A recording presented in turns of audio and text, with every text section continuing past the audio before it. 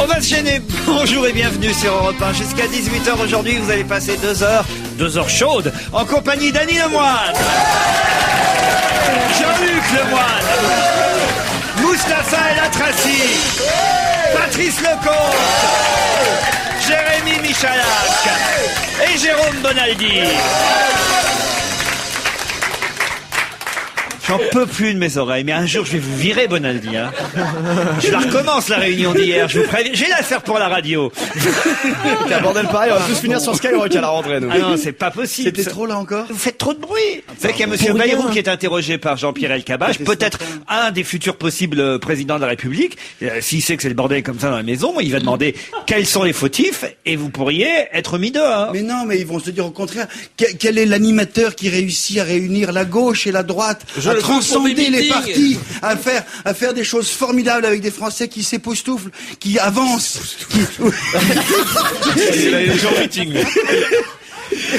Et voilà, et n'est-ce pas une belle image de la France qui marche, de la France qui avance, de la France qui croit. Ensemble, tout est possible. Ah non, c'est pas lui. C'était une petite annonce parue dans Tennis Magazine. Grande joueuse du circuit, époustoufle. Ça va lui faire plaisir. Et ben voilà. Bienvenue Annie Lemoine. Merci, je suis la seule femme de l'émission. Chez Flammarion. Non mais attendez, j'ai un handicap ici, je suis la seule femme de l'émission, donc je pense que les auditrices qui nous écoutent ont de la compassion pour moi. Et surtout que vous écrivez dans vos heures chaudes, c'est le titre de votre livre, l'histoire d'une femme qui est pas sympa, parce que donc elle veut quitter l'homme qu'il aime manifestement, et parce que lui il l'aime plus qu'elle. Et si lui elle l'aimait plus tout à fait comme avant? Et si tout à coup au cours de cet été tout de chaud, suite, vous nous enlevez toutes nos illusions. Nous, on est persuadés que les couples c'est fait pour durer, n'est-ce pas, Jean-Luc? Un futur papa, Jean-Luc Lemoine, regardez. je vous rassure, l'amour est merveilleux. Ouais, je confirme. Mais quelquefois, il y a des périodes moins Mais visiblement, faciles, des moments vu où le l'enthousiasme, doute je suis le seul à affleure. confirmer parce que. Vous n'êtes pas mariés tous les deux? Annie? Mais non, ils sont frères et sœurs. Non, mais faut arrêter avec qu'on ça se parce qu'en ressemble. plus après je reçois plein de questions. Vous êtes frères et sœurs, vous êtes frères et sœurs. Après quand je dis non, les gens font ça va. Vous avez lu le bouquin de votre frangine J'attends qu'elle me l'envoie. C'est pas vrai. Mais je les ai envoyés, ils sont pas arrivés. Alors, pour le recevoir, il faut que vous gagniez au quiz de Serge Liado. C'est le jeudi. Donc c'est mal parti. Oui, j'ai aussi vite fait de passer en librairie, moi. C'est ça. Première question. Hier, Éric Fordinand portait une tenue rouge et jaune. Pourquoi? Ah, Parce que c'est un pour détenu. mieux s'évader.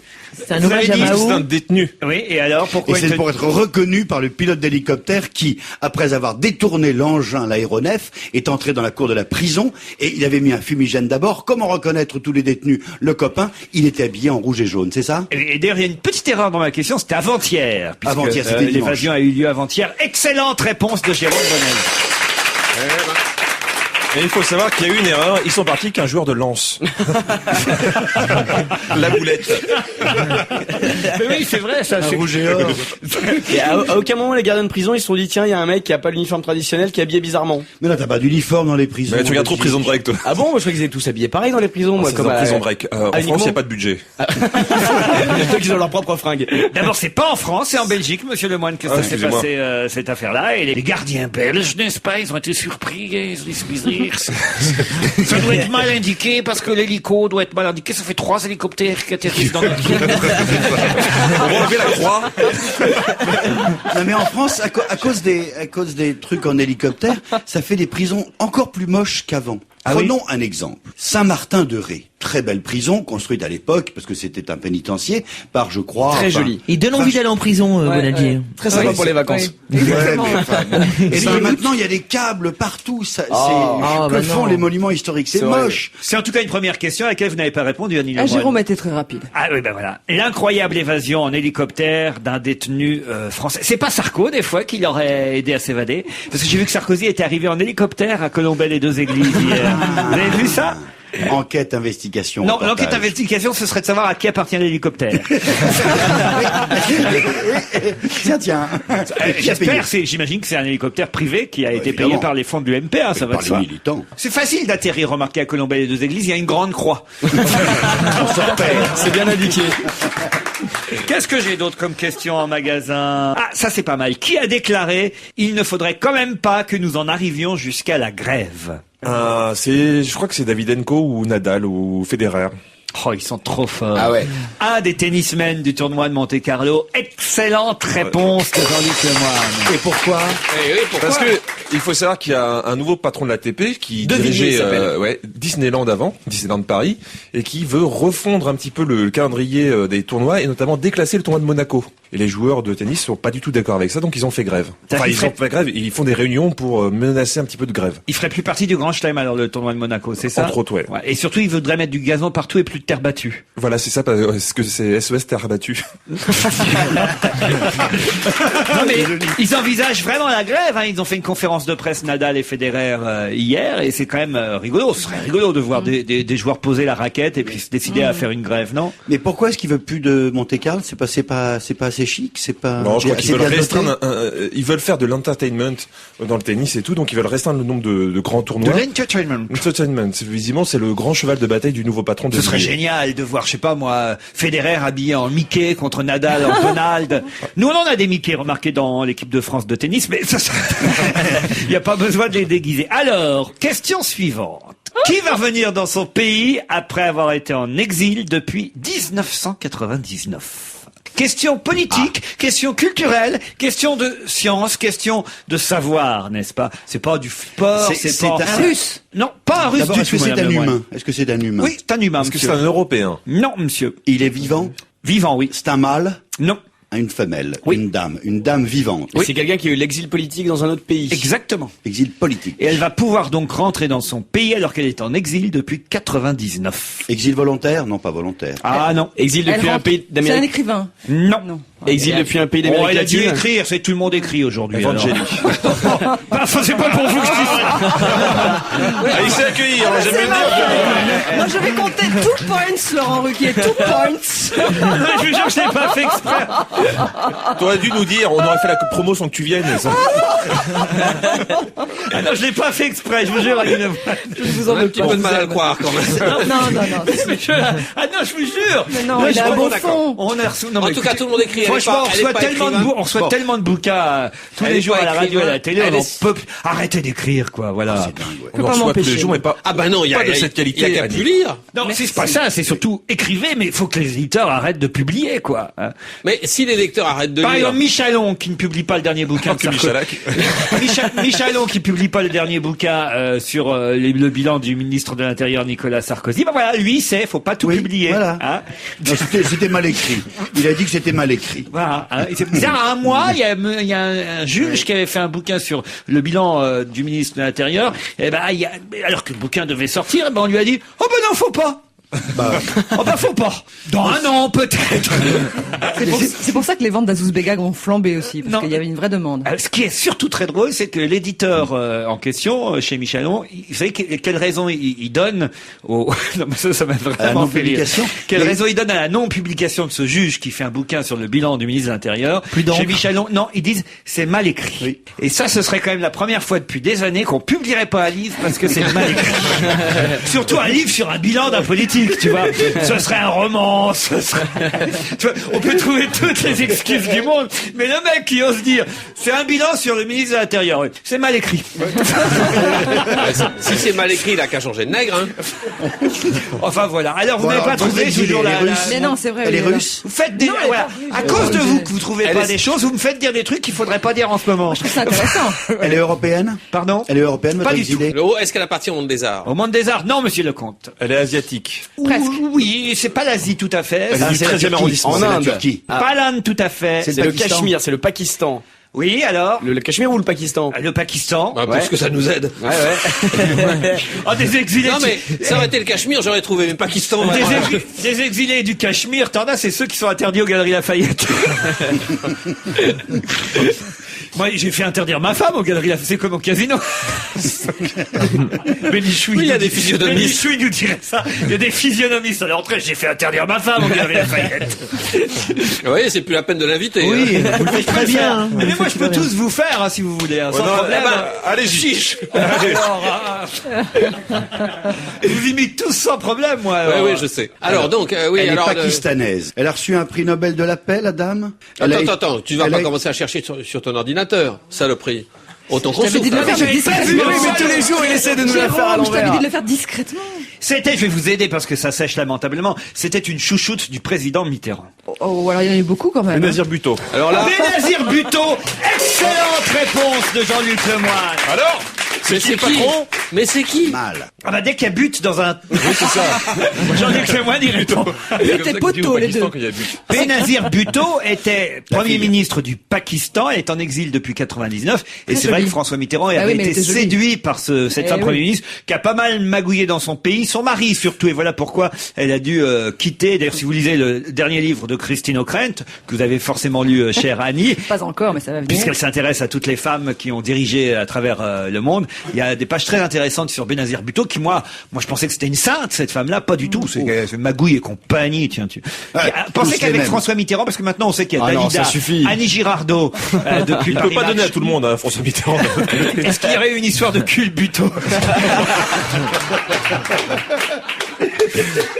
Qui, actuellement, est en train de tourner les manivelles comme un gros moulin à café, c'est lui qui le dit, sur le bateau Areva Challenge pendant la coupe Louis Vuitton. Jean Galfionne. Excellente réponse. Ah non, c'est pas marrant, là. Alors là, Ah non, là, c'est pas marrant. Jean Galfionne. je vous ai délégué le surdoué de la famille. Jean-Luc, là, vous êtes... Non, parce que moi, je l'ai appris ce matin en lisant la presse. Je ne savais pas que Galfionne était sur notre bateau Si, pendant si. la Coupe de l'Amérique. Bon, faut dire qu'on a peu d'espoir. Vaut mieux le regarder maintenant, parce qu'il y a très peu de chances qu'il passe en demi-finale. C'est vrai. Ah oui, non. Faut dire que le budget du bateau français, c'est à peu près 1/5 de tous les autres. Mais alors pourquoi ils prennent un perchiste pour tourner les manivelles sur le bateau? Je sais pas si vous avez vu Pour ses les bras biceps. à Galfionne. Ouais. Eh ben, vous le prendriez aussi. Hein. Quand il fait le moulin à café, là. Et pas que les bras. Je ne sais pas. Non, mais t'as vu le moulinet? Ah Quand ouais il fait le winch, là, le moulin à café, c'est impressionnant. Faut aller très, très, très, très vite. Vous croyez que c'est Stevie qui va gagner la coupe Louis Vuitton? Parce que... Faut le voir voyager. Vous l'avez jamais vu dans un aéroport? Non, il a combien de sacs? Vous suivez les initiales LV. C'est à mourir de... Même le chien est habillé en Vuitton. Ah non, la coupe, s'il y en a un qui mérite de gagner la coupe Louis Vuitton, c'est Stevie Boulet, hein, aucun doute là-dessus. Non, c'est pas mal, Jean-Luc, hein, vous m'énervez. C'est alors. excellent, excellent. Tiens, bah, on va voir si, par exemple, vous savez ce qui est arrivé à Steffi Graf. Elle s'est pris un coup de raquette de la part de son mari. Excellente réponse, Oh, ouais, Jérémy Michalak.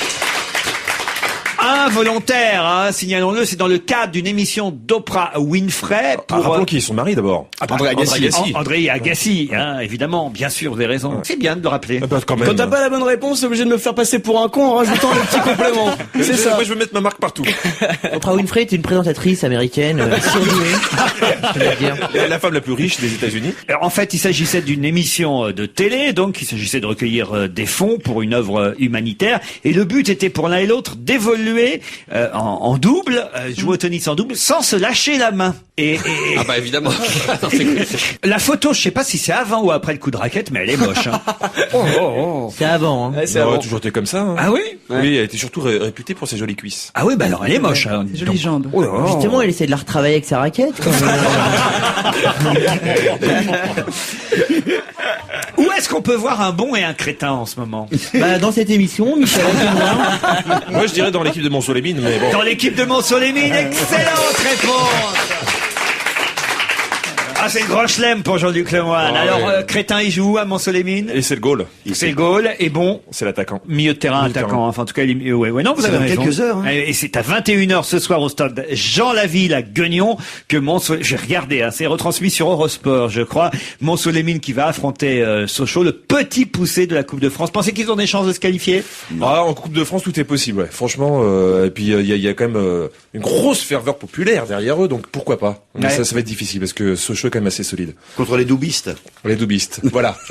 Il a appris un mot, Jérôme Bonaldi. J'ai appris un mot. Et c'est Les pas dire doubistes. votre malin, mon Mais je pauvre. savais pas, et je lui ai demandé, il lit l'équipe tous les jours, lui. Mais il y a pas grand monde qui sait, tu peux expliquer, Les Jérôme? doubistes, bah vas-y, Jean-Luc. Les doubistes, je crois que c'est par rapport au cours d'eau qui coule près de Sochaux, le Doups. Et donc, c'est pour ça qu'on les appelle les doubistes. Voilà. Ces gens qui vivent à Dubaï, Jean-Luc. Les deux. Il y a beaucoup de gens qui, d'ailleurs, ne se déplaceront pas dimanche donc prochain pour aller voter. Bah oui. Parce que dans le double, ça abstient pas. Celle-ci, j'aurais pu la garder pour moi. On va passer à la question suivante. Je vous emmène en Alsace. Un adolescent de... Moi, je reste là. Hein. Ça me dit rien. Un adolescent de 14 ans a tenté de voler une voiture. Mais il n'a pas réussi à voler cette voiture. Et pourtant, les flics l'ont retrouvé très facilement. Comment et pourquoi? Parce que c'est le roi des cons. Parce que pour essayer de voler la bagnole, il a glissé dans la fente, dans la serrure, un papier, le premier qui lui tombait sur la main, sa carte d'identité. Ça marche pas. Oh merde, il se casse. Et il oublie le carton. Et alors, les flics sont arrivés. Oh bah, il y a quelqu'un qui a essayé de faire la voiture. Oh, il y a une carte d'identité. Bah tiens, on va appeler le mec. Voilà. Il avait laissé sa carte d'identité, c'est ça? Excellente réponse de Jérôme Bonaldi. Daniel Colling a vu passer Catherine Trautmann, Catherine Tasca, Philippe Douste-Blazy, Jacques Toubon, François Léotard, Jack Lang. 9 en tout. Qui est Daniel Colling? Elle travaille au ministère de la Culture. Je le dis, moi. Je la connais très bien. Elle bosse super bien. C'est un garçon, Daniel. Il est lié à la culture. Oui, il est lié à C'est la un producteur, non? Non, c'est pas un producteur. Enfin, oui, il produit, j'imagine aussi, mais plus important que ça. Mais il les a vus à tour de rôle, ils sont pas tous arrivés ces derniers jours pour le voir. Parfois, Jack Lang, si, tous les ans. Mais les autres... Mais c'est un extrait de la liste ou il y a plus de monde? Il y a que ça, 9 ministres de la culture. Ah, j'imagine. C'est le printemps de Bourges. C'est donc Daniel Colling. Il est le programmateur du Bourges. Le patron historique du printemps de Bourges. Bonne réponse de Jérôme Bonaldi. Eh ben. Vous vous rendez compte un peu? Non, Termine-moi c'est là où je me rends compte que j'ai vraiment changé de métier, vous voyez. Ah oui. Ah oui. On peut pas écrire tu des es histoires comique. d'amour. Moi, c'est là que je me rends compte. C'est Non, là que je me rends et- compte que j'ai jamais fait ce métier.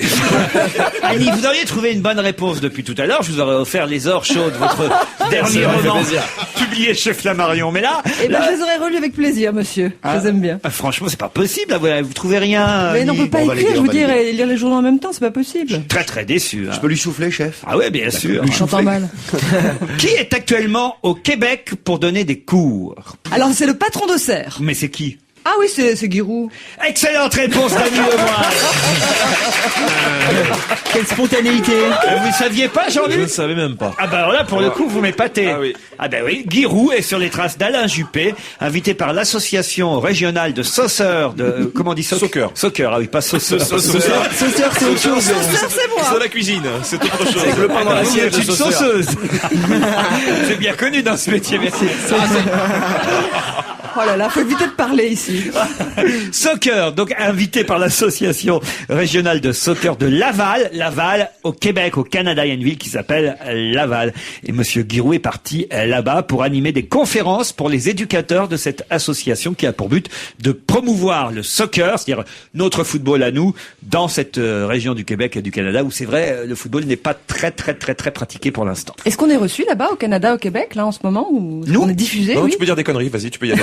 Pourquoi vous voulez Je savoir voulais ça? embrasser mes lecteurs et mes lectrices parce que ils achètent des livres là-bas, donc je les aime bien. Bah sur notre, sur comment ça s'appelle? Par Internet, sur le podcast. Par Internet. Bah, Et bonjour sur le Canada et bonjour le Québec, et à très vite. J'adore ce pays. Vous avez vu comme elle est bien, elle fait une bonne vendeuse. Ouais, c'est ça. on peut Je dire. sais pas si elle est Vous savez devenue comment on bonne- m'appelle je sais pas si elle est devenue bonne écrivain, mais elle est devenue bonne vendeuse. Je veux dire, comment on m'appelle à Bruxelles dans le salon du livre? Je suis la grosse signeuse. La grosse On signeuse. m'appelle comme ça parce qu'évidemment avec la télévision il y a une petite notoriété. Comme je signe pas mal de livres, je suis la grosse signeuse. J'ai pas l'accent Et belge. vous mais- signez quoi? Vous dites quoi alors? Ça c'est difficile de trouver une formule pour signer. Ah oui, ça Et j'imagine. j'ai toujours en tête la formule Salut de... ma couille. Ah non, mais c'est difficile. Qu'est-ce qu'on met à quelqu'un? En plus, un homme, une femme, c'est très compliqué. Ouais. Et vous savez que vous connaissez l'histoire de Sagan. Quand elle a écrit Bonjour Tristesse, elle est allée aux États-Unis, elle avait 20 ans, et elle a signé pendant 15 jours With all my sympathies. Ce qui voulait dire avec toutes mes condoléances. Alors, non, mais. Vous mettez quoi sur vos livres, vous, Patrice Lecomte? Mais mes livres? Oui. Bah, parce que là, il y a un livre de BD qui vient de sortir. Ah oui, mais alors j'en ai signé très peu, donc j'ai le temps de faire une dédicace, ça Ah oui. une demi-heure par dédicace, je raconte ma vie, je décris la personne, je fais un dessin. Bonaldi, vous mettez quoi, vous? C'est un vrai problème pour les dessinateurs de bande dessinée parce que tout le monde veut un dessin. Et quand on voit Bonaldi, au mais salon un du de livre- vendu. En J'ai général, lu ça quelquefois. Merci maman. Quand on écrit un livre, il y a le service de presse de l'éditeur qui vous donne toute une liste d'une centaine de gens qui sont censés lire les livres dans et les qu'on journaux. connaît pas. pas. que je ne connais pas, Ouais. que je ne connais ni d'Ève ni d'Adam. À plusieurs d'entre eux, je leur ai mis, sachant qu'ils étaient super pris, et encore un livre que vous ne lirez même pas. L'autre Et soir, moi, ça, j'étais dans un restaurant tenu par Gérald Nanty, un restaurant chic parisien, et Gérald Nanty vient de publier un livre avec Elisabeth Quint sur les nuits parisiennes qu'il vit depuis les années Le Luron et autres. Il connaît tout Paris, et il fait un bouquin excellent d'ailleurs sur ces nuits parisiennes. Et il me donne son livre et il me le dédicace. Alors, il me dit, mais qu'est-ce que je peux écrire, qu'est-ce que je peux vous écrire comme dédicace? Je lui ai dit, mettez-moi bon pour 3 repas. Il l'a fait. Non, hélas.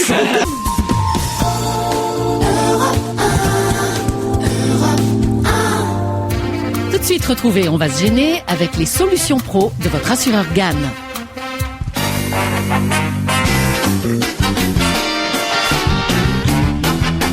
Jean-Luc Lemoyne, Jérémy Michalak, Mustapha El Atrassi, Patrice Lecomte, Annie Lemoyne et Jérôme Bonaldi. Et on parlait des dédicaces que pouvait faire Annie Lemoyne sur son livre. Justement, il y a quelqu'un qui a écrit hier Une grande vie. C'est une vie mise au service de quelque chose de plus grand que soi. Où et qui? Un candidat? Oui. Nicolas Sarkozy. Sarkozy, ouais. là. Oui. Il a écrit ça à Colombey. Exactement, sur le livre d'or à Colombey, les 2 églises Répétez devant la phrase. la fameuse croix de Lorraine. Une grande vie, c'est une vie mise au service de quelque chose de plus grand que soi. Bah oui, mais ça, il l'avait vraiment préparé, c'est plus simple. Il Pas parlait de difficile, Mimi hein. Mati, je crois. Pardon? Il parlait de Mimi Mati. Non, il parlait du général de C'était Gaulle. une dédicace. Et c'est une bonne réponse de Jérôme Bonaldi.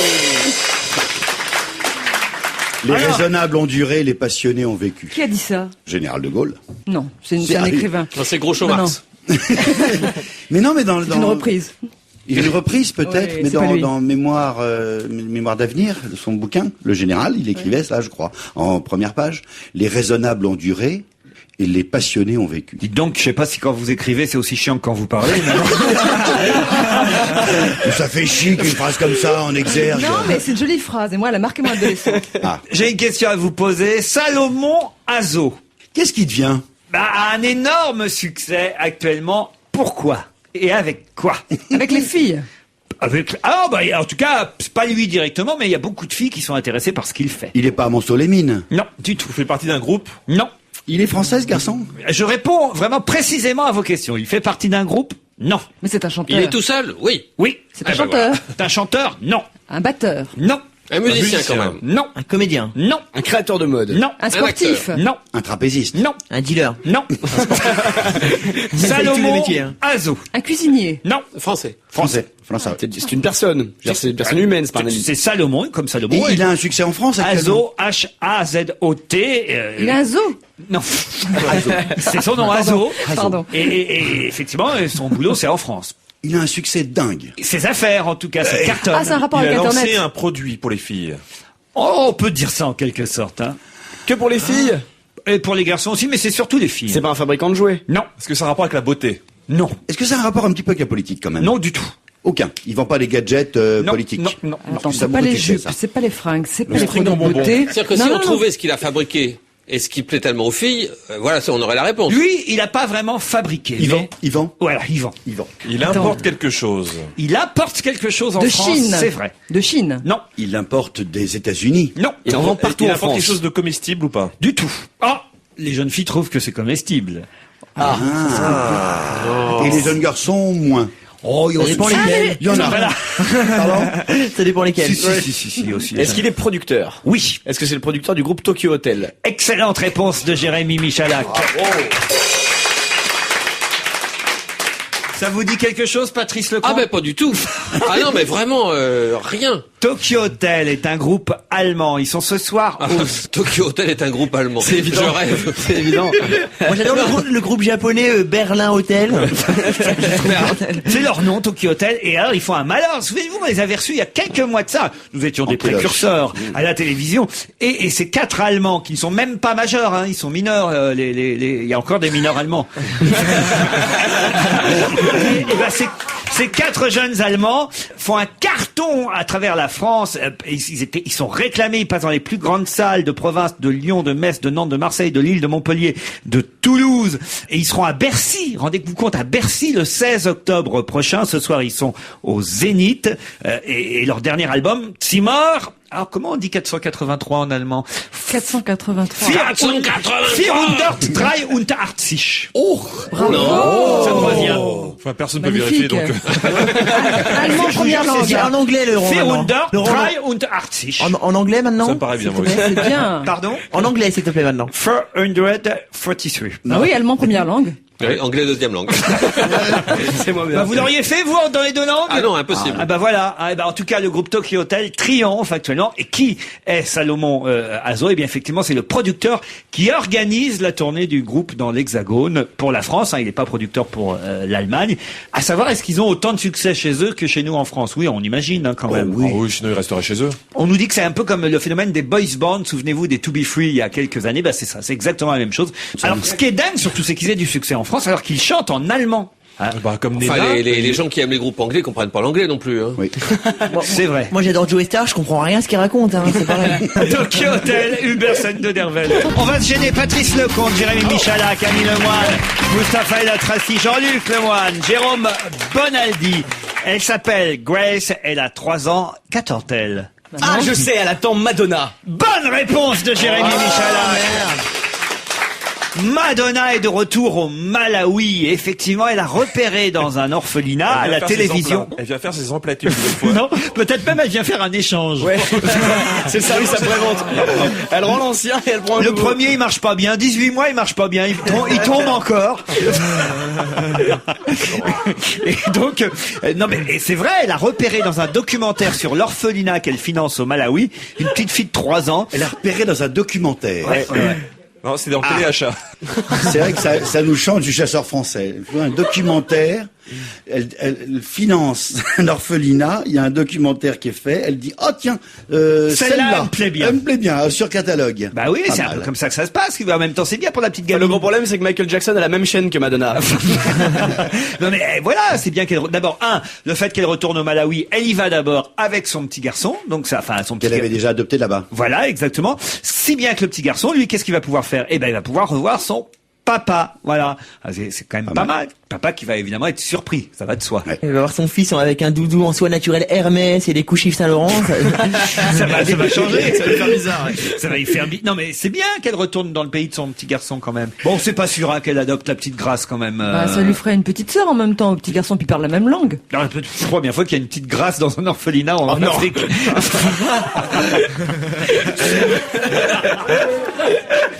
Bah, c'est vrai, ils sont plutôt maigres les gosses. Pardon de vous dire ça. Faut dire la vérité.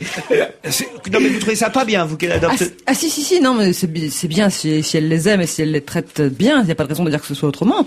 Mais Mais c'est ça fait vrai quand que même peur, là. pour les femmes qui adoptent attendent trop longtemps. souvent, quoi. T'as l'impression que tous les 6 mois, ils en adoptent un nouveau. Voilà. Ce serait bien qu'ils les éduquent un petit peu, et après ils en prennent un autre, mais. Et puis, en moyenne, il y a 2 ans d'attente, je crois, hein, pour un enfant. Pour les en autres, France. Là, il y a Alors, 15 jours. Mais là, c'est voilà, Madonna. ouais, donc 15 ça, jours c'est un d'attente peu pour elle. injuste. Et puis au lieu d'adopter tous ces enfants noirs, pourquoi ils couchent pas directement avec des noirs? Franchement.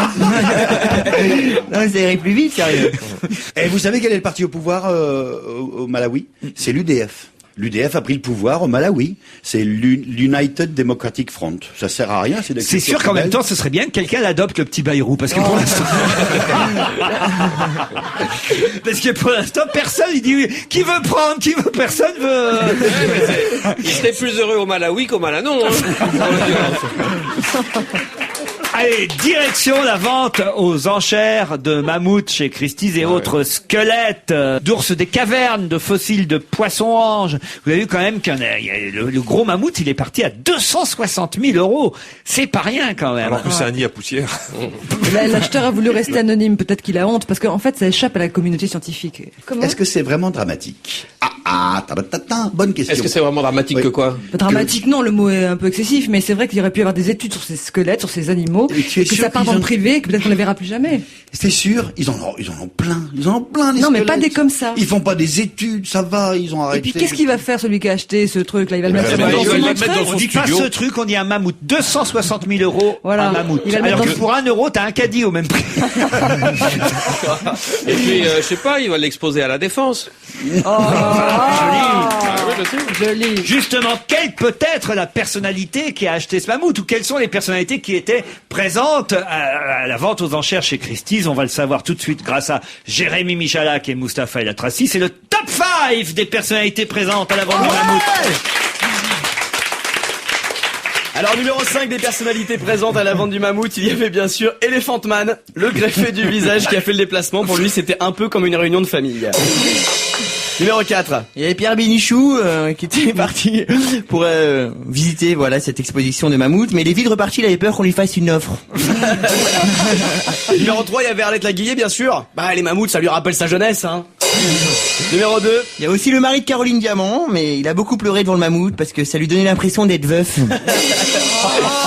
Et enfin, numéro 1, bien sûr, il y avait Marianne James qui a voulu acquérir le squelette du mammouth. Mais c'est pas pour elle. En fait, c'est pour faciliter le boulot de son radiologue. Oh. C'est dégueulasse.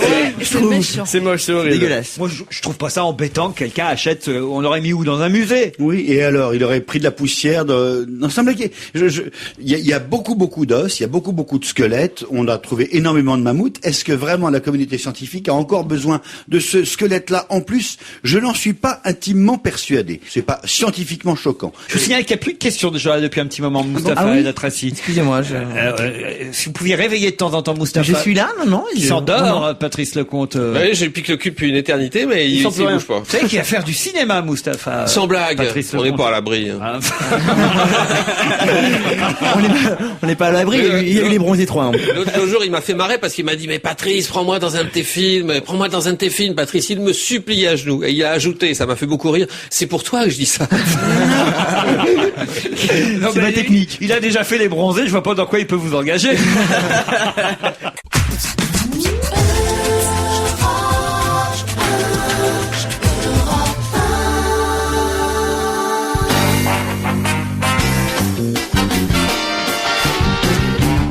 On va se gêner toujours avec Camille Lemoine, Jérôme Bonaldi, Jean-Luc Lemoine, Jérémy Michalak, Patrice Lecomte, Mustapha et Latraci. Tiens, voilà, ça pourrait peut-être faire l'objet d'un film. Il y en a déjà eu, souvenez-vous, l'affaire Vaujour. Mais cette évasion en hélicoptère du détenu français dans la prison belge est un scénario digne d'un film policier. C'est ce que d'ailleurs titre Le Parisien ce matin. On a la photo d'ailleurs du type qui s'est évadé, Éric Ferdinand. Beau mec. Un Français né en 76 qui avait déjà été arrêté dans la région de Liège après une première évasion survenue en Espagne. C'est donc un récidiviste de l'évasion. Et on a au téléphone le directeur de la prison de Lantin en Belgique. Bonjour monsieur le directeur. Bonjour monsieur Ruquier. Qu'est-ce qui s'est passé exactement? Comment on peut laisser, moi ça m'épate toujours, qu'on puisse laisser un hélico atterrir dans une cour? Comment on peut ne pas empêcher ça? Écoutez, ça a été en effet la surprise totale pour toutes les personnes qui sont au sein de la prison, aussi bien les détenus que les agents pénitentiaires. Comment peut-on? Parce qu'ici on a jusqu'à présent, en tout cas dans les prisons belges, pas pris de dispositif qui empêche un hélicoptère de survoler et d'atterrir au sein de la prison. Ah, chez nous en France, ça existe ce dispositif. Normalement, il y a un filet en fait de sécurité au-dessus de la cour de promenade, c'est bien ça? Tout à fait. À ma connaissance, oui. Et suite d'ailleurs. Et pourtant, avec tous les filets de pommes de terre qui en Belgique, vous auriez pu faire vos belles protections dessus de la cour. Il aurait fallu en confectionner sans doute. Oui. Mais je pense qu'en France, si en effet il y a eu ce dispositif, c'est parce qu'il y a eu des précédents en matière d'évasion par hélicoptère et que dès lors, c'est vrai que très souvent on réagit après coup lorsqu'un événement de cette sorte-là se déroule. Le pilote d'hélicoptère n'était apparemment pas un complice, il a été pris en otage, il faut le dire, par les deux types qui ont favorisé cette évasion. C'était Michel Drucker. On ne le sait pas assez. Il n'a pas été reconnu comme étant Michel Drucker, non. C'est embêtant pour un directeur de prison quand il y a un évadé. Vous risquez vous-même des sanctions, par exemple? Pour rien. On peut risquer, on a évidemment une responsabilité lorsque ce genre d'événement survient. Maintenant, il est clair qu'en l'occurrence, je pense qu'on aurait pu très difficilement l'éviter puisque il n'y a aucun dispositif de sécurité qui empêchait ce type d'évasion, qui est particulièrement osée et périlleuse parce que, évidemment, outre le côté spectaculaire que l'on peut reconnaître à cette évasion-là, il faut quand même surtout retenir derrière ça qu'on a mis en péril la vie de pas mal de personnes parce que le terrain où a atterri l'hélicoptère, c'est-à-dire le préau où se déroule la promenade des détenus, est extrêmement exigu. C'est vrai qu'il s'était mis en tenue rouge et jaune pour que ses complices puissent le repérer. Et ça, il y a personne qui s'est dit, tiens, comment se fait-il qu'il est habillé en rouge et jaune alors que tous les autres, je sais pas, sont en gris et bleu? La tenue pénitentiaire est obligatoire pour descendre dans le préau, mais là, ils peuvent enlever cette tenue pour pratiquer du sport, courir, etc. Et donc, il n'est pas il n'est pas étonnant de voir des détenus en short et en t-shirt. Ah, mais c'est Jean-Luc qui avait raison, donc c'est vraiment la tenue du Racing Club de Lens, alors peut-être qu'il portait. Tout à fait, oui. Il a bien fait de pas prendre celle du Paris Saint-Germain, ça aurait foiré. Alors, Jérôme. Est-ce que les matons en Belgique sont armés? Non. Pas comme en France. Non, pas comme en France. Donc il n'aurait pas pu tirer sur l'hélicoptère. Non, et je veux dire que bon, c'est une politique qui a été prise dans ce sens-là en Belgique, et à mon sens, c'est tout à fait heureux parce que. C'est bien. Bravo. Bah, écoutez, oui, ici en l'occurrence, les preneurs d'otages étant eux-mêmes armés, je n'ose imaginer ce que ça aurait pu donner un échange de coups de feu là où il y a à peu près 100 détenus en promenade. L'évasion s'est déroulée donc dimanche, autour de 15h, c'est bien ça? C'est bien ça, oui. Et alors, le pilote d'hélico, lui, c'est deux types qui viennent le voir, qui lui disent, on voudrait faire un baptême de l'air, et c'est seulement une fois, évidemment, qu'ils sont à l'intérieur de l'hélico, qui lui disent, ils mettent des cagoules. Ça, ils ont pas fait ça comme ça. Ils ont dit, oui, bonjour, c'est pour la carte au trésor. Il y a un indice dans la prison, il faut qu'on descende. Et il est exact que par rapport à la carte au trésor, il y avait un hélicoptère rouge. On cherche toujours le bleu, mais il y avait un hélicoptère rouge. Marc Bessou et Sylvain Augier sont actuellement interrogés. Pourquoi est-ce qu'ils ont jeté des fumigènes avant de se poser? À quoi ça leur a servi? J'imagine que c'était pour brouiller les pistes et peut-être pour écarter aussi une velléité qui pourrait être manifestée par d'autres détenus de profiter de l'aubaine, je ne sais pas. Alors, signalons d'ailleurs que d'après le témoignage du pilote de l'hélico, les deux types qui ont aidé à l'évasion de leurs complices avaient un accent. Et apparemment, c'est un accent marseillais, aurait dit le pilote. Ah bah voilà. Je suis mieux informé que vous? Oui, certainement, à ce sujet-là, oui. Moi, j'ai même les noms, si vous voulez. Bon, enfin, et l'adresse. Excusez-moi, monsieur, mais vous avez l'air particulièrement détendu ce matin. Donc, un prisonnier en moins, c'est surveillé. Attends. Il y a un F1 qui s'est libéré. C'est un dessert en plus à la cantine. Je suis détendu parce que j'essaie de l'être face à monsieur Ruquier, quoi. En fait, voilà. On vous remercie d'avoir répondu aussi gentiment, c'est vrai, à nos questions. Oui. Monsieur Marc Brisy, directeur de la prison de Lantin en Belgique, là où il y a eu une évasion qui a été filmée d'ailleurs, je crois, par un vidéaste amateur. Non, pas du tout. Je ne sais pas, c'est vrai que ce sont des bruits qui circulent, mais non, pas du tout. Ah, on nous dit ça dans la presse française. Regardez bien vidéo. Non, il y a des caméras de surveillance au sein de la prison, mais on n'a pas diffusé les images, non. Ah, voilà. Autre piste explorée par les autorités belges, les images d'une vidéo filmée par un caméraman amateur témoin de l'évasion. Peut-être à l'extérieur, oui, ça c'est possible. Ah, oui, parce que les détenus avec un caméscope, c'est rare. Je pense que si en effet il y avait un détenu avec un caméscope, là je risquerais des problèmes. Allez, on vous applaudit, on vous remercie. Enfin, vous applaudit. Au revoir. Bravo et merci monsieur Brisy. Vous avez remarqué quand même la gentillesse de cet homme. Ah, en France, on n'aurait pas eu un directeur de prison. Jamais un fonctionnaire n'aurait accepté de répondre. Ça donne presque envie d'aller en prison. Et s'il avait répondu, ça aurait été avec un langage alambiqué, une langue de bois, et en volapuc avec un langage administratif. Je trouve que la gentillesse, l'ouverture d'esprit... Ça lui permet de s'évader un peu en même temps. Oui. Jamais on n'aurait eu un patron de prison en France. Jamais. Ça vous inspire pas alors pour un film, Patrice? Paul Vermus serait là, il dirait Hollywood serait intéressé.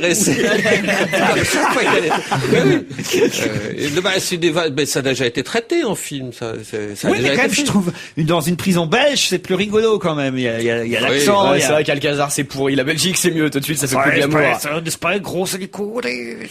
Prison Break, la version française de Prison Break. La version belge. Oui, la version belge avec le type, je sais pas, qui se tatoue le truc. C'est ça.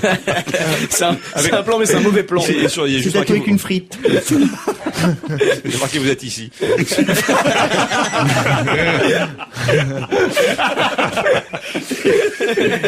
Moi, j'avais un pote qui avait fait plus fort, c'était plus impressionnant. À défaut de s'évader, il voulait plus partir de prison. Comment ça? Il avait un lecteur DVD, une PlayStation, tout ça. Il m'a dit c'est mieux que chez moi, j'ai pas envie de partir.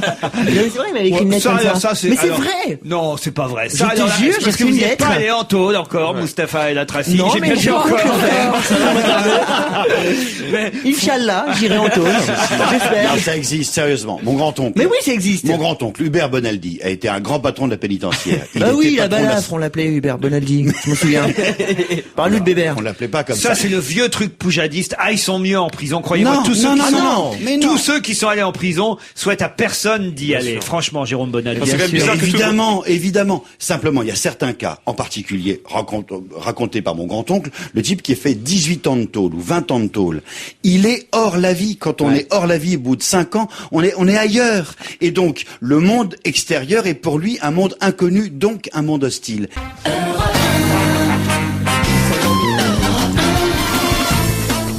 On va se gêner toujours avec Annie Lemoine, Patrice Lecomte, Moustapha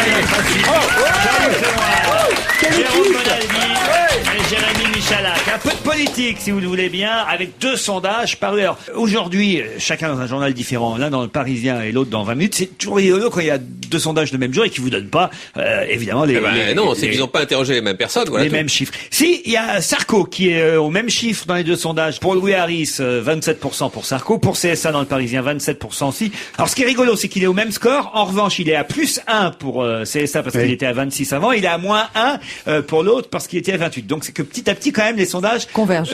Convergent. Ça, c'est plutôt intéressant. Ségolène Royal est à 25% +2 dans le Parisien, mais en revanche, elle est à 23 dans 20 minutes moins. Ce qui est plus intéressant, c'est au deuxième tour, elle est à 49%, Sarko 51 dans 20 minutes, et pour la première fois depuis longtemps, dans le Parisien, à 50-50, Ségolène Royal, Nicolas Sarkozy au deuxième tour, avec François Bayrou en baisse pour CSA, en revanche qui monte pour 20 minutes. Alors, qui croire dans tout ça? Qui croire? Pas les sondages. Personne. Ce qui serait intéressant, c'est évidemment qu'à la fin de la semaine, tous les sondages, vous avez raison, convergent et arrivent quasiment au même score. Ça serait bien que les deux soient présidents en même temps, ça ferait le SMIC à 2500 €. 3000 même. Ah oui. 1500 multiplié par 2, vous vous souvenez? Oui, c'est ça. Vous allez vraiment voter Ségolène Royal. Non, alors, il y a là aussi, il y a un score intéressant. Pas dans 20 minutes. Dans 20 minutes, il est à 0,5, ce qui est bien. Mais dans... Mais dans CSA, je vous parle de Chivardi. C'est votre cheval de bataille, Bah oui, parce que c'est rigolo. Il a moins 4. Il y a pas de score. Parce que il est à -0,5. Et comme il était à 0,5, ça fait... Voilà. Ce qui serait intéressant, c'est de savoir, sonder en fait, pour savoir ce que les sondages, ces derniers-là, produisent comme effet sur les indécis, évidemment, sur les électeurs. Je crois rien du tout, vous voulez que je vous dise? Là, pas sûr. Moi, je crois si on leur dit les écarts se resserrent. Excusez-moi, ils sont pas fiables et tout, et à chaque fois on tombe dedans. Moi j'espère que ça va vite se passer, parce que j'en ai ras-le-bol des sondages. Ah bah tous les ça jours. va se passer. Non mais les sondages, c'est marrant, on les consulte tous les jours, on n'y accorde aucun crédit et c'est comme l'horoscope. Tu regardes Scorpion, tu dis petite forme aujourd'hui, tu dis que c'est de la merde, mais tu regardes tous les jours. Moi, je ne suis pas d'accord avec vous, les sondages sont... Mais moi je suis d'accord avec moi aussi. Plutôt fiables. Ah bon? C'est simplement... Bah non, la preuve. Mais non, les sondages sont des photographies à un instant donné de ce que pensent les Français, comme il y a effectivement beaucoup de Français indécis et qui changent d'avis. Donc tout ça bouge et vous verrez que plus on approchera, il faudra comparer. Mais là vraiment on le fera. On comparera les sondages, les derniers qui paraîtront vendredi, puisque je crois que c'est vendredi à minuit que les sondages ne seront plus autorisés. Donc il faudra comparer les sondages de vendredi et le score de dimanche. Là, ça sera intéressant. Et après, on pourra dire oui, il se trompe ou il se trompe pas. Non, même pas. Parce que vendredi à minuit, il y avait une photographie, un instantané de la population qui a changé. On sait qu'il y a, grâce au sondage, 40% d'indécis. Il y aura encore, mettons 38, 35. Il y aura de moins en moins d'indécis entre vendredi et dimanche. Les gens auront quand même déjà... Il y a un tel niveau d'indécision qu'il y a pas mal de gens qui... C'est dans l'isoloir. Il y a 40% d'indécis, mais selon quel sondage? Il y a aussi ceux qui sont indécis sur le fait d'être indécis. Dans les sondages sur les Parce qu'ils ont sondé des gens qui sont... de pas être sûr. Mais c'est ça, est-ce que vous êtes indécis? Je sais pas. Est-ce que je voudrais répondre au sondage? Alors il y a les soutiens. Alors les frères Jolivet soutiennent François Bayrou. Ça va lui... Il est sauvé. Ah, mais il a que la crème du showbiz, alors.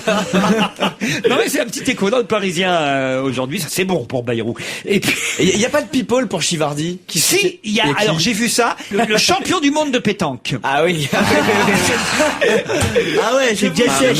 J'ai vu ça à la télévision hier. Il y a le champion du monde de pétanque. C'est parce qu'ils ont le même sponsor. Qui c'est les soutient pastis Gérard Duval. Puis il y a Chimène Badi aussi parce que ça ressemble.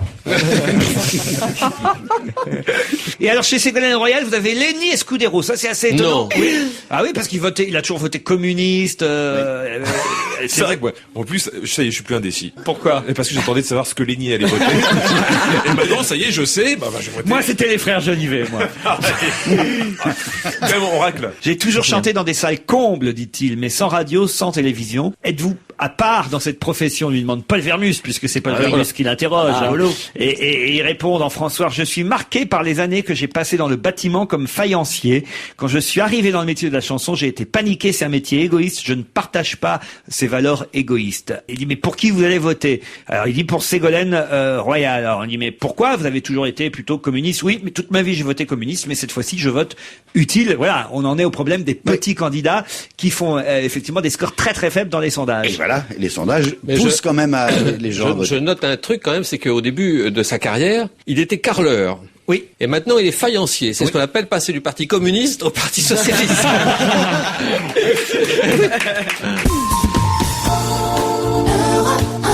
Parlons-nous.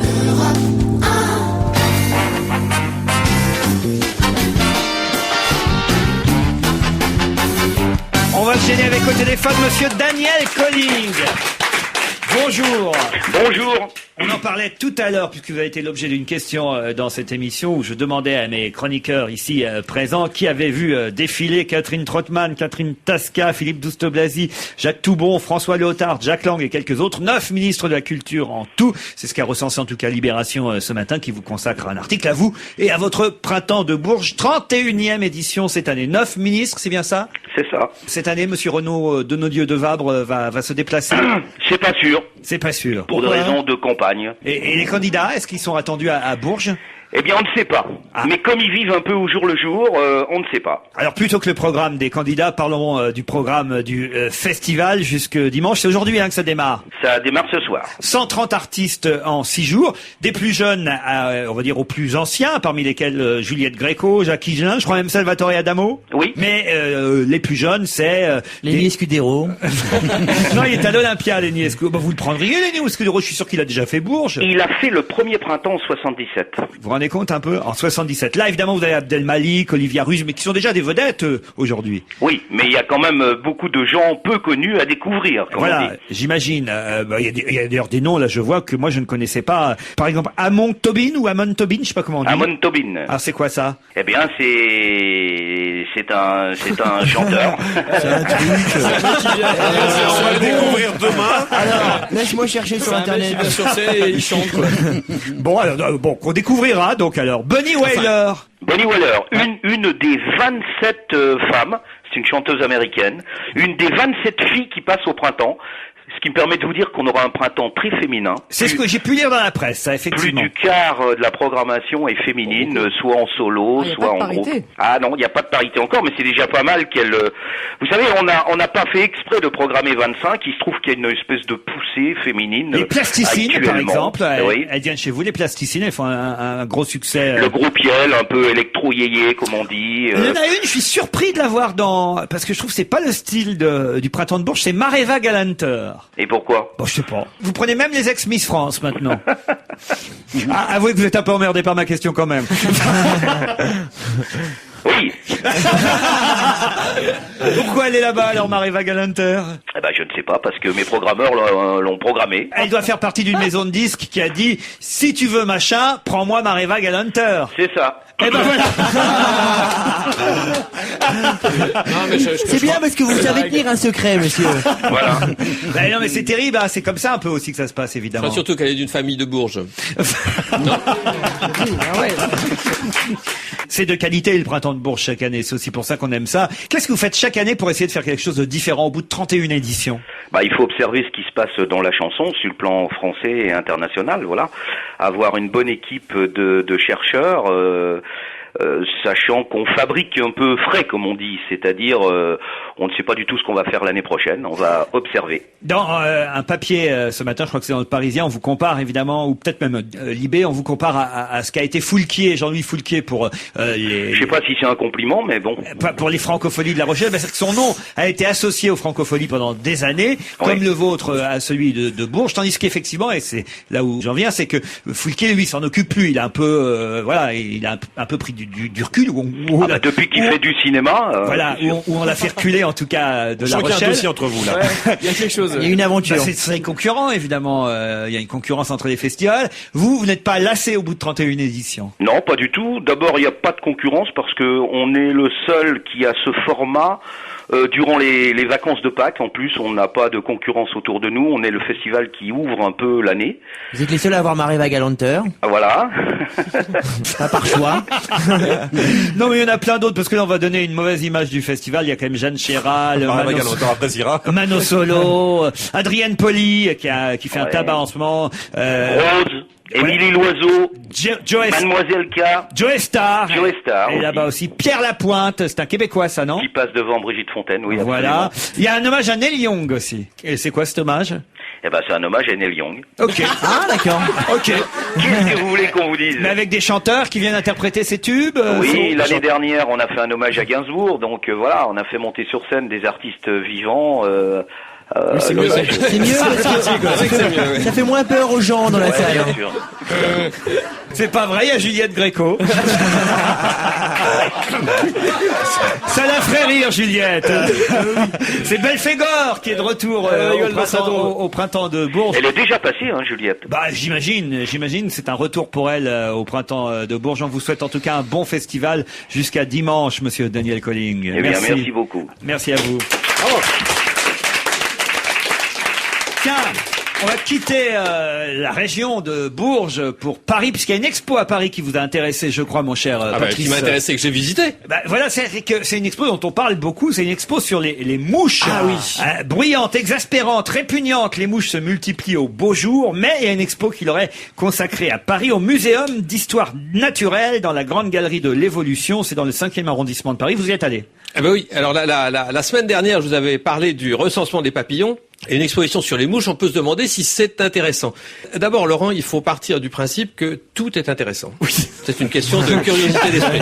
Il a raison. C'est pour ça qu'aujourd'hui, il y a des expositions et des salons de tout. Il y a le salon du chocolat, du mariage, du papier de collection. On peut parfaitement imaginer qu'un jour, il y aura le salon de la chaussette et de la mie de pain. Et peut-être qu'on en arrivera à exposer des aiguilles à coudre, des puces de mer, mais pour l'instant, il s'agit de mouches. Et encore une fois, je vous assure, c'est passionnant. Bon, alors moi, je veux savoir ce qu'il y a de passionnant dans cette expo de mouches. Eh ben, c'est tout d'abord, quand on expose 890 000 mouches, toutes différentes, j'insiste, on est déjà certain de ne pas risquer de lasser le visiteur qui peut faire des comparaisons entre la mouche domestique, la mouche verte, la mouche bleue, la mouche charbonneuse, toute une symphonie de couleurs, une véritable féerie visuelle qui est, je dois dire, un pur enchantement. Le seul petit souci, c'est que les étiquettes sont toutes petites, écrites avec des pattes de mouche, en fait, donc pratiquement illisibles, mais sinon rien à dire, les animaux sont bien exposés et la musique est agréable. Ils ont mis de la musique. Ah bah oui, ils ont mis le vol du bourdon. Bien entendu, toutes les mouches exposées sont mortes, et c'est pour ça que l'exposition est très silencieuse, on entendrait une mouche voler. Et c'est d'ailleurs un petit peu là qu'est le problème, car parmi les mouches mortes, il y a bien entendu des mouches vivantes, comme partout, vous me direz. Elles n'ont pas le droit d'être là, c'est entendu. Mais c'est pratiquement impossible de les empêcher d'entrer. Et hélas, elles détournent un petit peu l'attention des visiteurs, surtout les enfants. Ce qui a donné l'occasion, quand j'étais là-bas, de certains conflits familiaux. Il y a un enfant qui a dit « Oh, regarde papa, il y a une mouche vivante là-haut au plafond ». Et le père lui a répondu très sec, « Ignore-la, petit, fais comme si elle n'était pas là, elle ne fait pas partie de l'exposition. J'ai quand même pas payé 8 € l'entrée pour que tu regardes des mouches vivantes. Des mouches vivantes, il y en a partout, alors maintenant t'es gentil et obéissant, tu regardes des mouches mortes qui sont exposées. » Alors l'enfant s'est mis à pleurer, les gardiens ont été obligés de sortir la petite famille, pendant que d'autres essayaient d'estourbir les mouches vivantes, qui étaient au plafond, s'appelait Flytox dans toute exposition. Avec la chaleur et l'odeur du Flytox, les visiteurs tombaient comme des mouches. J'ai dit à un gardien d'arrêter de pulvériser, mais il a pris la mouche, alors j'ai préféré me tenir à carreau.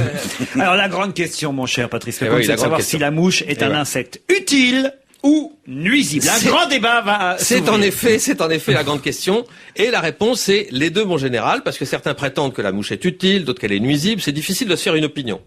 Mais pour y voir plus clair sur le côté utile ou nuisible, les organisateurs de l'exposition ont une idée assez intelligente, je trouve.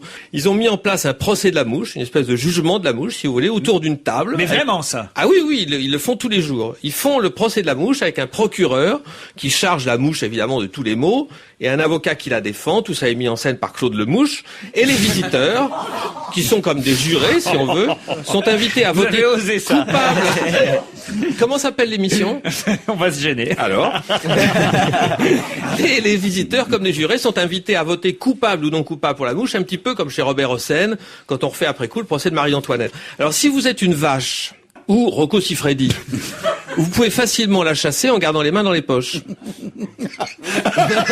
Il faut toujours un petit temps. Ah, celle-là, elle est bien. Celle-là, elle est bien. Ouais. Ah, j'aime bien. Mais moi, j'ai pas pris.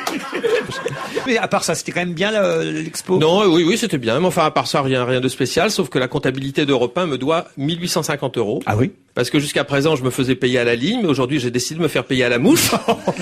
J'ai prononcé 36 fois le mot mouche, enfin 37 fois maintenant. À 50 € la mouche, ça fait 1850 €, mais je veux pas vous embêter avec ça non plus. Alors en conclusion, on va préparer ça à la compta. Eh bien, en conclusion, si vous êtes sage, la semaine prochaine, je vous parlerai du hanneton. Non, on va changer un peu. Vous êtes sage, moi.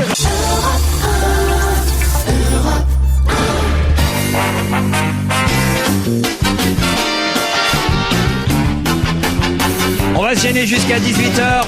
Le rendez-vous a été pris avec Serge Liado. Alors il est là. Bonjour Serge. Bonjour. Philippe Catherine, ça c'est du neuf, c'est du récent. C'est une chanson qui s'appelle Numéro et qui ressemblerait à un titre de Jane Birkin et Gainsbourg évidemment. La chanson donc s'appelle Numéro, mais la chanson de Birkin qui est connue comme étant, vous savez, la fameuse Jane B, est en fait écrite à partir d'un prélude de Frédéric Chopin. Donc Gainsbourg s'est quand même inspiré d'un classique romantique. Donc finalement Philippe Catherine n'a pas plagié Gainsbourg, il a plagié Chopin. Et il a plagié Chopin, et c'est pas le seul dans ce cas, puisque même le grand Antonio Carlos Jobim dans Insensatez a fait pratiquement le même plagiat. Pardon Serge, le grand Antonio Carlos Jobim. Chopin déjà. Ça m'étonne pas de vous. Tiens, on s'en resserre une. Vérifions.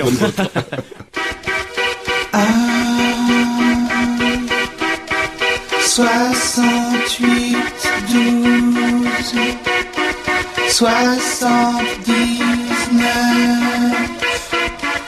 829, 805, 07. Signalement,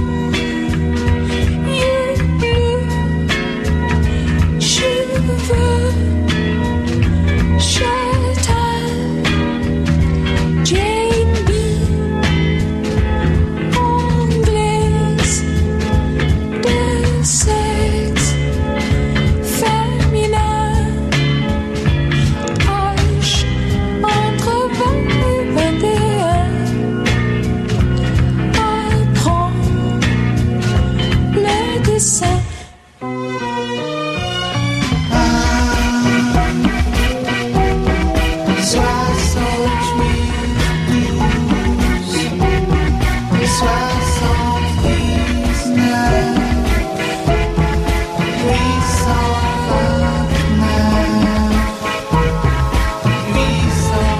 Je me demande si finalement je préfère pas les mouches.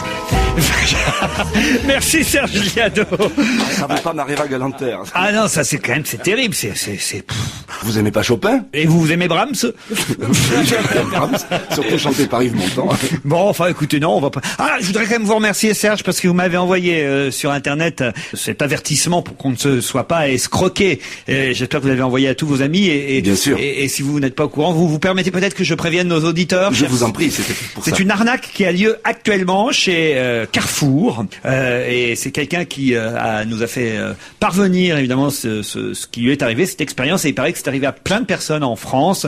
J'ai été victime d'une arnaque à Carrefour Ponto Combo, nous raconte l'auditeur, et c'est ainsi dans tous les carrefours. Je vous informe pour que vous ne vous fassiez pas avoir vous aussi. Voilà comment ça fonctionne. 2 superbes jeunes filles vous abordent alors que vous rangez vos courses dans le coffre de votre voiture. Elles commencent par frotter votre pare-brise avec une éponge et du produit nettoyant, et leur poitrine sort de leur petit chemisier. Elles sont plutôt jolies.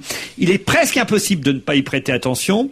Alors que vous êtes en train de les remercier et que vous leur offrez un pourboire, elles refusent le pourboire, mais vous demandent à la place, et c'est là où il faut vraiment se méfier, de les conduire dans un autre centre commercial. Évidemment, vous acceptez. Elles montent à l'arrière de votre voiture. En chemin, elles commencent à faire l'amour ensemble. L'une d'elles grimpe ensuite sur le siège passager et vous fait une fellation pendant que l'autre vole votre pack d'évian. Soyez donc extrêmement vigilants. Ceci peut vous arriver aussi. En tout cas, l'auditeur m'écrit: on m'a ainsi volé un pack d'eau vendredi dernier, samedi, 2 fois lundi, encore une fois, Et à nouveau ce matin, et j'y retourne demain. C'est très drôle. Ça, c'est très drôle. Méfiez-vous, c'est peut-être une blague. Hein. La chanson flash du jour concerne Gérard Chivardi. Oui, je pense que s'il fait un si petit score dans les estimations, c'est peut-être un problème de langage. Dire que je l'entends chaque jour aux infos, la situation des banques, j'ai beau faire, je comprends pas un mot. La situation du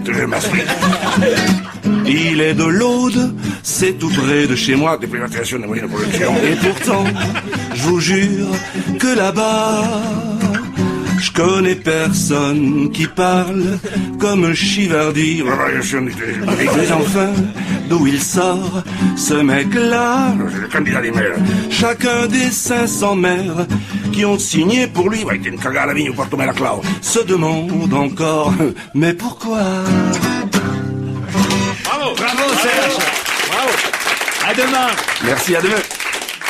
Un mot sur le livre d'Annie Lemoine encore, Les Ors Chaudes, son roman chez Flammarion. Pourquoi vous faites que des histoires d'amour alors, Annie? Parce qu'il y a que l'amour qui m'intéresse, Laurent. Ouais, c'est un livre que j'ai adoré, que je trouve extrêmement bien écrit. Et effectivement, il y a du sexe, mais il y a de l'amour, il y a du sentiment. C'est un livre qui m'a ému beaucoup. Et Annie m'avait dit, si tu en dis du bien, je te l'envoie. Jérôme Bonaldi, qu'est-ce que vous nous avez apporté? J'ai une bonne nouvelle pour toutes les mères de famille. Les beaux jours reviennent. Elles vont acheter à leurs enfants des glaces. Et là... Attends, les beaux jours reviennent, c'est pas ceux qui s'évadaient de la prison de la santé, les beaux jours? Non, c'est les beaux jours. Ah, mais c'est pareil. Alors, là, je vous ai amené exprès. C'est quoi ça? C'est une glace à l'eau. Première bonne nouvelle, donc la glace à l'eau, ça coûte pas cher. Et qui présente un intérêt majeur, c'est pour tous ceux qui mangent lentement leur glace. En français, les enfants. Qui d'habitude, quand ils mangent lentement leur glace, ça en fout partout, ça dégouline. Et voici, non pas un stick, mais un élastique, c'est le nom de la glace. C'est la glace qui ne coule pas, ou du moins qui coule beaucoup plus lentement mais que qui casse les dents. C'est pas élastique, c'est jelly stick. C'est une sorte de jelly, voilà. Oui, parce que tu dis élastique. Non, elle s'appelle élastique. Ah, c'est pas de ma faute, elle s'appelle comme ça. Non, jelly stick. Il y a marqué dessus. Ah ouais. Parce que là, c'est juste un moment, il y a une promotion spéciale avec... Regarde Regarde la gueule de la glace. On dirait une langue. C'est affreux. C'est pas mangeable. Mais si, c'est mangeable. Goûtez-y immédiatement. C'est terrible. Si vous voulez vous entraîner à rouler des pelles... Il y a des mecs qui vont se faire embarquer à Ponto Combo avec ça. Là, je les ai sortis depuis 2 heures du réfrigérateur. Ah bon, normalement, ça dégouline. Normalement, c'est une catastrophe. Il y en a partout. Là, regardez, avec un petit peu de farine de Xantame de E148, enfin, les trucs sont parfaitement comestibles. Non, je veux pas faire ma Dominique Voynet, mais combien de traitements, Jérôme, pour avoir une glace élastique? Alors, je vais exprès ne pas dire E148 avec un procédé parfaitement naturel qui s'appelle de la gélatine, qui est 100% nature. Pour expliquer quand même à nos auditeurs, la sorte d'esquimau que nous propose Jérôme Bonaldi n'est pas droit, mais pouf, c'est un peu comme si l'esquimau n'était pas en érection. Vous voyez ce que je veux dire? Voilà. C'est comme si... On dirait le sexe de Raymond Barre, un peu. Voilà. Que je n'ai jamais vu. Je tiens à préciser. C'est un peu comme si l'esquimau bandait mou. Voilà, on peut dire ça? Oui, c'est une langue. Mais là, on est dans le cas extrême. D'habitude, elle est beaucoup plus rigide, évidemment. Non, mais ça reste une très bonne glace. Et une glace pas chère. Et je pense que toutes les mères de famille qui en ont marre de faire la lessive nous disent, ah, merci, enfin, bravo. C'est très bon. Le chercher. Moi, je peux vous dire qu'on a l'impression d'être chez les fous et que vous êtes tous en train d'essayer de remettre votre langue à l'intérieur. Ah oui. C'est vrai. Goûte. Il y a un truc qui est marrant, c'est que je me suis absenté du studio 5 minutes et quand on revient, ça sent la fraîche chimique. C'est un peu terrible. Ça sent la fraise ici, vous vous rendez pas compte parce que vous êtes dedans. Michalak, c'est bon. marrant parce que nous, on trouve que ça sent l'urine. Ça c'est... Non, Laurent, je suis pas d'accord, c'est quand je ne sors pas. Quand tu t'empêches de sortir.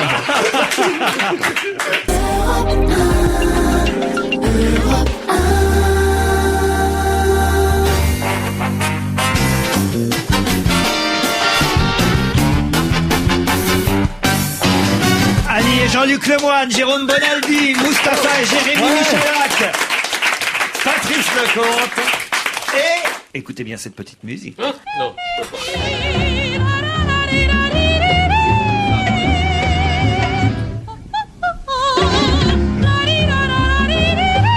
Et oui, cette musique signale l'arrivée, pour que tous ceux qui n'aiment pas s'en vont, de Jean-Bernard Hébé et ses flops et ses tops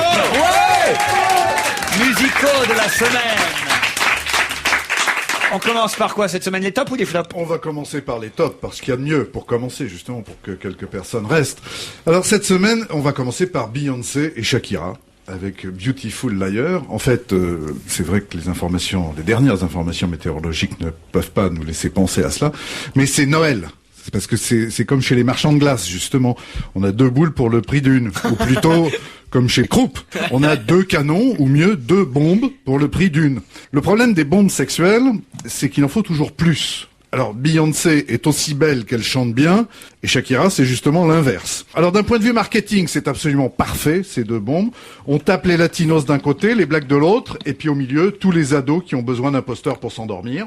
Donc c'est parfait, et d'un point de vue musical, c'est réjouissant pour le coup. Pas oublier que nous sommes dans une génération et dans une époque où le clip compte au moins autant que l'audio. Autre top. Alors ça, vous ne vous en doutez sans doute pas, mais vous savez que je suis investi d'une mission qui est de vous faire aimer et de vous faire découvrir la musique, c'est-à-dire la vraie musique, celle qui s'écoute aujourd'hui, puis qui s'écoutera demain également, au-delà des modes et au-delà des styles, pas des choses qui sont comme ça, des choses que l'on consomme immédiatement. Alors on va y aller pour un petit jeune qui joue du violoncelle. Il s'agit de Mislav Rostropovitch. Vous savez, ses fans l'appellent le Rostro. Alors, il avait déjà enregistré les suites 1, 4 et 5, les suites de Bach au violoncelle, en 1996. Le fait que je vous parle de musique classique, vous faites des tronches, c'est incroyable. Bon. Mais pour ces 80 piges... Je te rassure. Attends, on vient de se taper Chopin, alors. Oui. C'est depuis les mouches, là, en fait.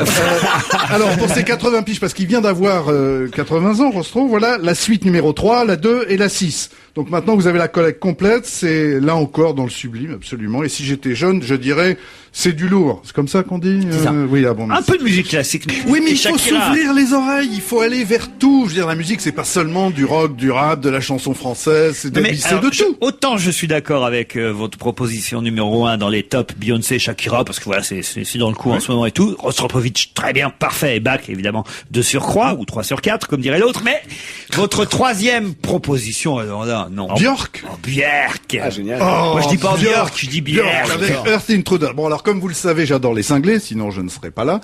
Et donc, avec Björk, je suis absolument comblé, puisqu'il s'agit de son nouvel album, avec elle on n'est jamais déçu. La pochette est une pochette de malade qui a été conçue par son génie de mari qui s'appelle Matthew Barney. La chanson, ou plutôt l'œuvre improbable, est interprétée de cette voix inimitable qui donne envie soit de tout jeter par la fenêtre si on a un électrophone, ou soit de piétiner son iPod. Ça, c'est un problème de génération. Moi, j'ai toujours dit que j'adorais Björk, mais que je détestais les gens qui adoraient Björk. Ben, j'ai pas changé d'avis. J'adore Björk. We are the Earth intruders. We are the Earth intruders. Melting with twigs and branches.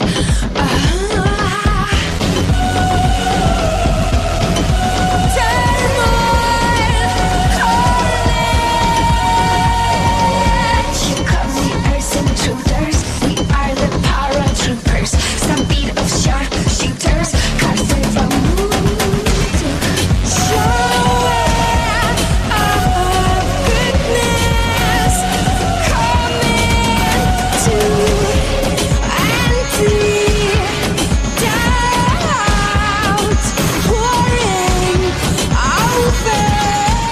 La chanteuse bio Björk.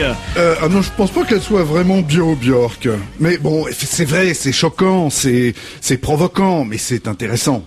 C'est intéressant, mais j'écouterai jamais ça chez moi. Alors que dans vos flops, il y a des choses, moi, que j'aime plutôt bien. Alors allez-y, commencez. Alors, pour vous montrer que j'écoute à peu près tout ce qui sort, cette semaine, j'ai découvert que l'abîme de la chanson française était aussi profond que le déficit de la sécurité sociale, ce qui n'est pas peu dire. Tout ce que j'ai écouté dans les nouveautés ou les succès récents est au-delà de l'indigence. Pour ce qui est des textes, Patrick Sébastien et Les Sardines, c'est Proust, et La Danse des Canards, c'est Gabriel Fauré ou Debussy. Je ne dirais pas au hasard, mais presque, voilà ce que j'ai trouvé au rayon variété, française bien sûr, de Virgin Mega. Alors je pense pas qu'il soit utile d'émettre des commentaires, bien que je vais le faire bien sûr, mais le simple fait de passer leur disque devrait suffire à ce qu'ils commettent un harakiri bien mérité. Et nous allons commencer avec Ridan. Ridan. Ridan. C'est un protégé de Gérard Miller, ça, c'est lui. Ah, mais ça m'étonne pas, c'est à chier, absolument. Exactement. Donc, le titre s'appelle Ulysse. Alors, vous qui êtes des lettrés, évidemment, vous connaissez Heureux qui comme Ulysse a fait un beau voyage. Alors là, Ulysse, pas la de banlieue. beau voyage, pas de belle Hélène, pas de guerre de Troie, c'est un grand rien. C'est les Ulysses. Voilà, je ne sais, oui, peut-être, je sais pas d'où il sort, mais en tout cas, il devrait y retourner. Ça a été enregistré dans une cuisine, c'est le degré 0 de la chanson. J'y pensais, dans le absolument. genre. Non, là, je vous trouve très dur, Même, Jean-Bernard. même genre de mélodie. ouais. Alors un autre. Vous plaisantez, vous êtes Un sourd. autre. Alors là, Renan Luce. Ah, il est mignon. Oh, puis j'adore la chanson des voisins d'en face. Et voilà. Alors ça s'appelle La Lettre. Alors lui, il est ex-aequo avec Ridan. Il y avait déjà eu Les Voisines. Donc là, il y a récidive. Donc c'est beaucoup plus grave quand on passe devant un tribunal. Cela mérite une peine terriblement aggravée. En fait, c'est pas des chanteurs. Ça doit servir d'une certaine façon à une couverture pour un trafic de substances illégales. Par exemple, des Un mauvais neurones esprit, usagés. Ouais. Ou un truc comme ça. S'il n'y a pas d'autre explication possible pour que ces mecs enregistrent des disques, écoutez. Oh, c'est sympathique, ça, Ouais, Annie. et puis il est très mignon en plus. Et je Il a rappelle une tête aussi que d'ange. Renan Luce a été conseillé par Gérard Miller, et c'est vrai. Oui, en plus. Aussi, Et c'est ça vrai. m'étonne pas, Gérard Miller, en matière musicale, hein, l'un des plus mauvais goûts du monde. Mais c'est non, tendre, il c'est a bien. aussi mauvais goût pour s'habiller que pour la musique, je vais vous dire. Troisième flop. Alors le troisième flop, c'est une espèce d'apothéose, un feu d'artifice, un bouquet final au label bleu, la fine fleur du rien. Un groupe qui porte parfaitement bien son nom, ça s'appelle Superflu. Et ce chef-d'œuvre immortel, le titre est extraordinaire. Quand l'homme blanc coupait du bois. C'est tellement beau, c'est tellement non mais c'est tellement beau qu'on dirait du Yannick Noah. C'est vous dire, magnifique. Quand un blanc coupe du bois, alors l'hiver très froid.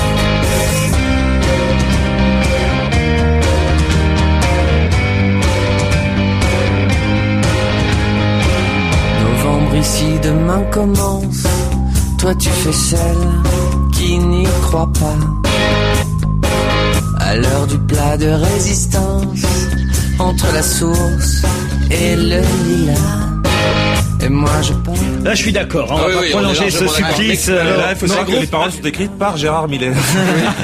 Alors, le disque du jour. Alors, c'est Linkin Park. Nouvel album de Linkin Park. Je vous donne un titre seulement. Ça s'appelle I've Done. Vous savez que Linkin Park, c'est cette école très particulière de skateboarders musiciens qui arrivent par miracle à associer les choses les plus antagonistes, l'eau, le feu, la droite, la gauche, l'huile, le vinaigre, c'est-à-dire la musique et le hard rock. Eh bien, ils ont même été jusqu'à enregistrer avec Jay-Z en mêlant le rap et le hard, et l'album était absolument formidable. Et ça, c'est un nouvel album magnifique. Linkin Park. Voilà. Linkin Park. Vous l'avez bien dit. Ah, bah oui, je l'ai bien Comme dit. quoi tous les miracles arrivent. What I've done. Done. Ce que j'ai fait. Vous auriez dû arrêter à Linkin Park. Paul Vermer, c'est au téléphone. Bonjour, Polo. Salut Laurent. Ça va bien? Ça va et vous? Ben oui, alors quelques scoops, j'imagine, aujourd'hui. Eh oui. Par quoi voulez-vous qu'on commence? Alors, il paraît que vous avez enquêté, et ça nous intéresse, sur le prince William et sa fiancée Kate qui se séparent. Ah, alors j'en sais beaucoup plus que ce que la presse peut dire. Vous le savez bien, j'ai des antennes, même à l'ombre. Hein. Comment vous pouvez savoir ça? Parce que je suis assez copain avec le porte-parole de Buckingham. Voilà, je vous en dirai pas plus. Hein. Alors bon, Parce qu'il n'y croira pas. vous Il y a avez celui le qui Sun. ouvre la braguette au prince Charles. Bon, alors My God. Alors faut ça. Bon, le Sun parle de tragédie, la BBC d'énormes surprises, la chaîne ITV de drame national. Pourquoi? Parce que le prince William et sa petite amie Kate Middleton viennent de rompre après quasiment 4 ans de vie commune, ce qui me paraît déjà pas mal. Hein. 4 ans de vie commune, ça n'arrive pas à tout le monde. Hein. À cet âge-là, en plus. Ah ouais. Bon, alors, selon les spécialistes de la couronne, ils vont vous dire c'est une séparation à l'amiable. Mais il faut aller beaucoup plus loin que ça. Eh oui. Il faut aller beaucoup plus C'est loin que votre ça. rôle, Paul. C'est ma mission, elle est pas simple, elle est ardue, elle me donne du mal, des allergies, mais j'y vais. Bon, alors première chose. C'est comme le mec qui parle plus Ouais. de lui Alors, que des scoops. Officiellement, le prince William est astreint à des obligations militaires. Il est stationné dans le Dorset, alors que Kate vit seule à Londres. Ils sont séparés de force. Ça, c'est un premier argument. Alors, et puis, elle est bisexuelle aussi, Kate Middleton, faut dire. Ah bon? Oui, elle est bi, Kate. alors, mes arguments vont aller crescendo. Alors, jusqu'à présent, il dit... Puis elle était pas très polie à table, la reine d'Angleterre n'aimait pas l'inviter à dîner parce qu'elle faisait des roquettes. Oui, c'est ça. Ah oui, vraiment. Si elle est plus avec William, c'est-à-dire qu'elle est plus maquée, Kate? Vous avez un comportement vis-à-vis de la monarchie qui est assez contestable. Hein. Bon, alors, ils vivaient ensemble à l'université depuis 3 ans. Hein. Et puis, depuis quelques mois, ils se voyaient une fois par semaine, une fois tous les 15 jours. Bref, ça n'allait plus. Bon. Mais alors, les raisons dont on ne parle pas. Eh, voilà. La reine aurait tapé sur la table. Parce qu'elle ne dit mot, Kate. J'en ai des tonnes, moi, si vous voulez. Hein, alors, parce que je sais qu'elle me l'est pas tout pistou, Kate. Non, mais elle était radin comme un racket. Bon, la reine aurait tapé sur la table. Pourquoi? Parce que Kate, elle n'a aucun quartier de noblesse. Elle est issue de la bourgeoisie et même pas de la haute. Vous voyez, donc il y a quand même un décalage. Et ça, il y avait trop de décalage entre deux. Ça, c'est ce qu'on dit. On dit aussi que William aurait un penchant pour l'alcool. Parfois, il pourrait être un peu violent. Et puis, il est très coureur. Hein. Et puis, il était plus grand qu'elle. Ah oui, et alors? Bah parce qu'elle était basket. Alors,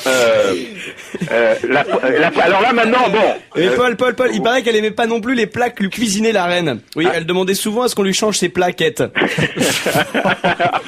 Tu vas arrêter ce barouf, la quête. D'après la presse anglo-saxonne, le prince aurait un oursin dans sa poche. C'est-à-dire que ce serait un vrai radin. Dans sa pocket. Le dernier motif, et peut-être le plus sérieux, c'est qu'elle pourrait pas avoir d'enfant. Alors. Et comment vous le savez ça? Je vous ai dit, et mon porte-parole de Buckingham. Donc c'est peut-être lui, hein. Comment vous dites ça? Vous l'avez vu au lit, Kate? Ah là là là là. Non mais attendez, ça c'est, vous auriez dû commencer par là, ça c'est un vrai scoop. Non, mais pas du tout. Plaisantez, vous connaissez rien. Dans le journalisme, on finit par la chute. Ah oui. Par le meilleur. Ah non, parce que là c'est une vraie info. Ben oui, c'est une vraie info. Elle ne peut pas avoir d'enfant et il va de soi évidemment que William et Kate devaient évidemment avoir une progéniture. Ben oui, ben si j'avais commencé par ça, qu'est-ce que vous vouliez que je vous dise après? Pas grand-chose. Après on aurait fait le reste. Hein. Ouais, bon, d'accord. On passe à Monte-Carlo, le tournoi de tennis, l'Open de Monte-Carlo, le tournoi qui fait parler parce qu'il y aurait une grève annoncée des joueurs. Alors, je vais vous expliquer ce que vous avez lu nulle part, et ça c'est important, parce que les choses ont été très mal expliquées dans les médias. Moi, j'étais à la source. Alors, l'association du tennis professionnel... C'est l'été au bistrot, ça veut dire. Le moine, soyez gentil, ne dites rien comme d'habitude, c'est là où vous êtes le meilleur. Hein. Bon. Alors, l'association du tennis professionnel veut rétrograder... L'ATP veut rétrograder le tournoi de Monte-Carlo. Donc, c'est-à-dire qu'il veut faire perdre à ce tournoi son statut de Master Series. C'est-à-dire qu'on veut le transformer en un tournoi de seconde zone. Un tournoi banal. Voilà, banal. Pourquoi? Parce que l'ATP veut organiser un nouveau tournoi à Shanghai afin de s'ouvrir sur le marché asiatique. Et ça, c'est une question de gros sous. Et ça, on l'a vu nulle part. C'est quand même incroyable. Hein. Alors le dilemme, il est très simple. Le tournoi de Monte-Carlo existe depuis 1897. Et l'ATP veut abandonner la tradition au profit du pognon, en quelque sorte. Et les joueurs préfèrent aller à Monte-Carlo qu'à Shanghai. Voilà, alors je vais vous dire, c'est pourquoi Nadal, Federer, ils ont même fait une pétition de 60 joueurs qui veulent pas de cette mini-révolution. Ils en veulent pas. Alors certains parlent de grève, mais à mon avis, tout ça, c'est de l'intox. Franchement, les joueurs finiront par suivre, car on va leur proposer probablement le double de ce qu'ils gagnent à Monte-Carlo. Et là, il n'y a plus d'état d'âme, hein. Et puis je peux vous dire que Shanghai ne sera pas un tournoi de smicard. Oui, mais Stéphanie de Shanghai travaille peut-être moins bien que Stéphanie de Monaco. Ah oui. Alors, en fait, dans les mêmes tarifs. Attendez, finalement, moi j'ai une bonne nouvelle finalement. Le tournoi de Monte-Carlo aura toujours lieu, ça c'est bien, mais sans les 10 premiers joueurs mondiaux. Ça veut dire quoi? Ça veut dire que les Français auront enfin une chance de le remporter. C'est une belle conclusion. Merci Paul Vermus. Et on se retrouve tous demain entre 16h et 18h.